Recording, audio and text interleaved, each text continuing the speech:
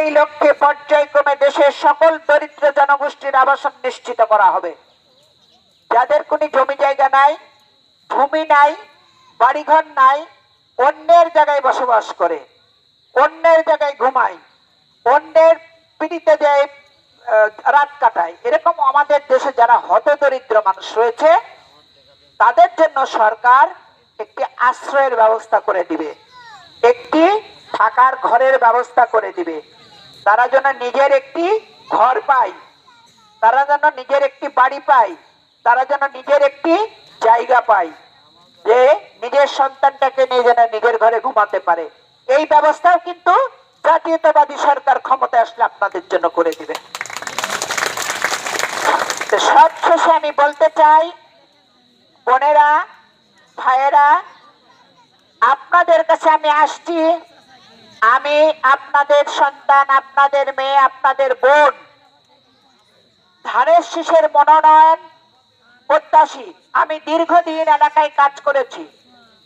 এই এলাকায় করোনার সময় ছিন্নমূল মানুষ, 3 মাস লকডাউন ছিল, খেতে পারে নাই।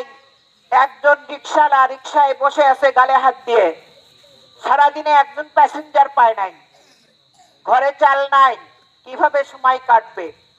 তাদের জন্য আমি প্রতিদিন এক বেলার খাবার ব্যবস্থা করেছিলাম, অন্তত এক বেলা যেন এরা খায়ে বাঁচে। প্রতিটা ইউনিয়নে আমি 1 বস্তা করে চাল পাঠিয়েছিলাম। করোনার সময় মানুষ কর্মহীন ছিল। প্রত্যন্ত অঞ্চলে বিশুদ্ধ পানির জন্য আমার কাছে যে আসছে সেখানেই আমি টিউবওয়েলের ব্যবস্থা করেছি। এবং আপ্পান ঝড় হয়েছিল, আপনাদের মনে আছে? আপ্পান ঝড় হয়েছিল। এই আপ্পান ঝড়ে যারা ক্ষতিগ্রস্ত হয়েছিল তাদের পাশেও আমি ছুটে গিয়েছিলাম। আমি যাদেরকে পারছি আমার সাধ্যের মধ্যে আমি অর্থ দিয়েছি, যাদেরকে পেরেছি আমি খাবার সামগ্রী দিয়েছি, খাদ্য সামগ্রী দিয়েছি। কিছুদিন আগে, গত 2 বছর আগে মনে হয়, রায়কায় পানের বড় যে আগুন লেগেছিল, একদম বৃহত্তর একটা আগুনের একটা হয়েছিল ওখানে। সেখানে আমি খবর পেয়ে সঙ্গে সঙ্গে 1 টন চাল পাঠিয়ে দিয়েছিলাম, যে মানুষগুলোর যেন খেয়ে বাঁচে। আমি সবসময় মানুষের পাশে ছিলাম, মানুষের পাশে থাকতে চাই। আমি আপনাদের সাথে বাকি জীবনটা কাটাতে চাই। আপনাদের কাছে শুধু এইটুকু প্রার্থনা করব, আমার জন্য দোয়া করবেন। আল্লাহ যদি নসিব করে, আমি যদি মনোনয়ন পাই, আমি এই ভেড়ামারা মিরপুরের চিত্র পাল্টে দিব।